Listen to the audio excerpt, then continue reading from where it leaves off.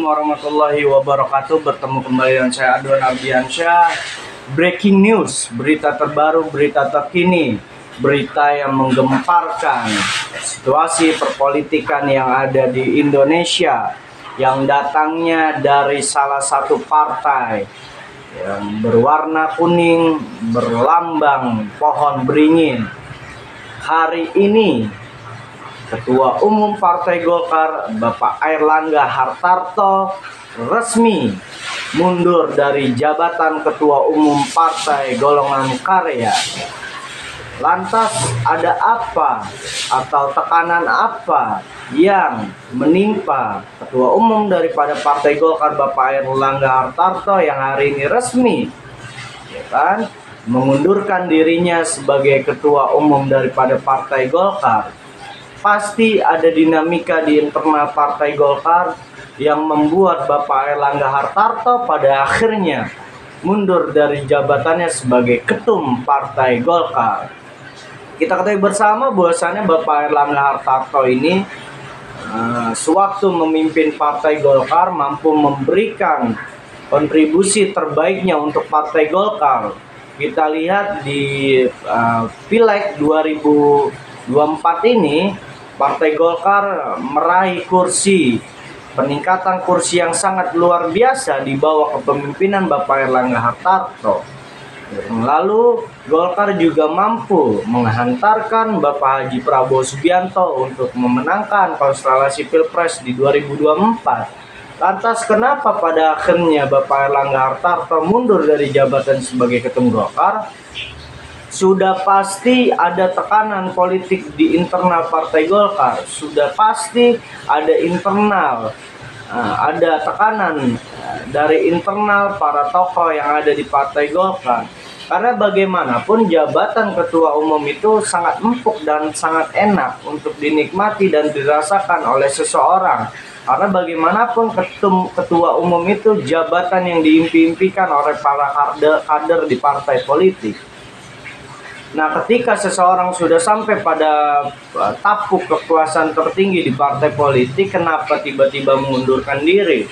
Tanpa adanya sebab kepastian, tanpa adanya sebab yang jelas, kenapa seseorang tersebut bisa mengundurkan dirinya dari jabatan yang empuk tersebut?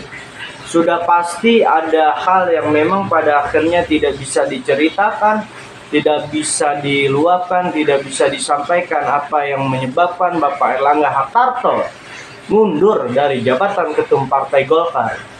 Nah, bagaimanapun Partai Golkar memiliki kapasitas dan kapabilitas untuk, ya kan, pada akhirnya memberikan kontribusinya, memberikan perannya untuk membangun bangsa dan negara. Namun nyatanya hari ini dinamika di internal Partai Golkar kembali bergejolak. Yang seharusnya Munas Partai Golkar itu dilaksanakan di bulan Desember 2024 ini, kemungkinan akan dipercepat Munasnya. Sehingga para tokoh-tokoh yang memang tadinya digadang-gadang akan menggantikan Airlangga Hartarto sebagai Ketua Umum di Partai Golkar di Munas Desember 2024 ini, rupanya akan dipercepat pengalihan kepemimpinannya atas mundurnya Bapak Airlangga Hartarto sebagai ketum Partai Golkar. Kita ketahui di Partai Golkar banyak tokoh-tokoh sentral, banyak tokoh-tokoh yang pada akhirnya memiliki kapasitas, banyak tokoh-tokoh yang pada akhirnya memiliki elektabilitas disenangi oleh para kader di Partai Golkar. Salah satu diantaranya ada Bambang Susatyo, yang dimana Bambang Susatyo ini memang berkeinginan untuk menjadi ketum Partai Golkar. Sebab beliau sebagai kader Partai Golkar sudah seharusnya dan semestinya dia akan berkeinginan untuk maju dalam konstelasi Munas di internal Partai Golkar. Lalu ada Agus Gumiwang Kartasasmita yang memang digadang-gadang sebagai lawan kuatnya daripada Airlangga Hartarto bila mana Airlangga Hartarto maju kembali di Munas Partai Golkar yang akan digelar Desember 2024. Akan tetapi Airlangga Hartarto resmi mundur sebelum terjadinya Munas Partai Golkar di Desember 2024 ini.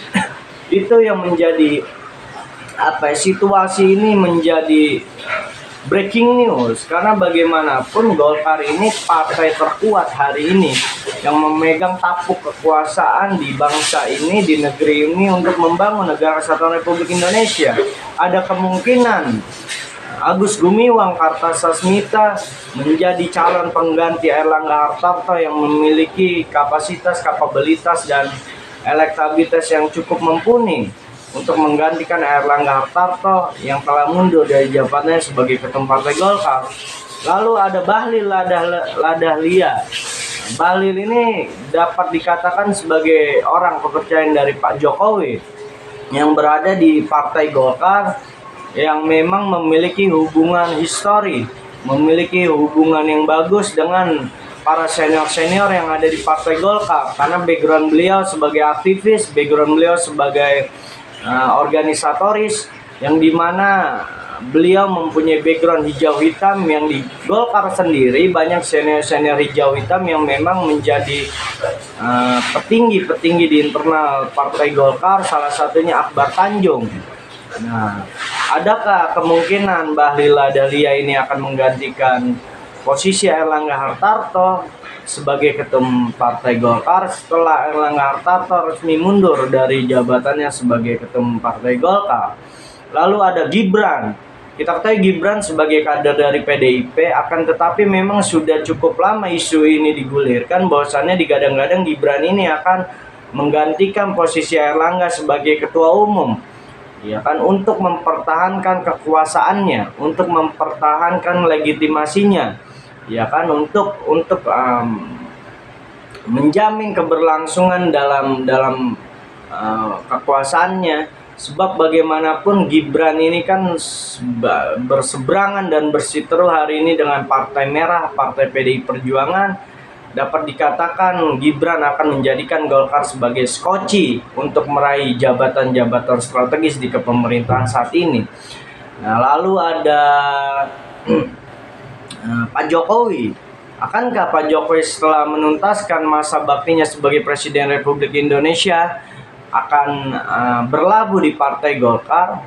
Tidak menutup kemungkinan Pak Jokowi akan menampukkan dirinya sebagai pimpinan tertinggi di Partai Golkar. Tetapi harapannya siapapun nanti pada akhirnya yang menjadi Ketum Partai Golkar menggantikan Airlangga Hartarto yang resmi mundur dari jabatannya sebagai Partai Golkar, dia mampu bersinergi dengan pemerintah yang ada.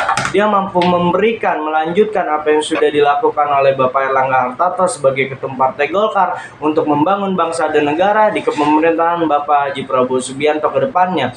Kita berharap bersama tidak akan terjadi situasi tsunami politik yang ada di Partai Golkar. Kita berharap bangsa ini baik-baik saja, bangsa ini tidak mengalami gejolak politik yang sangat luar biasa. Karena bagaimanapun dekat-dekat ini kita akan menghadapi konstelasi pilkada, kedepannya kita akan menghadapi masa-masa transisi dilantiknya presiden baru. Jangan sampai pada akhirnya apa yang sudah dijalankan, apa yang sudah direncanakan berubah begitu saja atau berbelok begitu saja. Harapannya siapapun nanti pada akhirnya yang menggantikan Bapak Airlangga Hartarto sebagai Ketum Partai Golkar, menjadikan Golkar sebagai partai senior, partai yang besar, partai yang mampu, ya kan, melebarkan atau menjalarkan akar-akarnya sampai ke tengah masyarakat untuk memberikan kebermanfaatan bagi masyarakat rakyat Indonesia ke depannya. Wabillahi taufiq wal hidayah. Wassalamualaikum warahmatullahi wabarakatuh.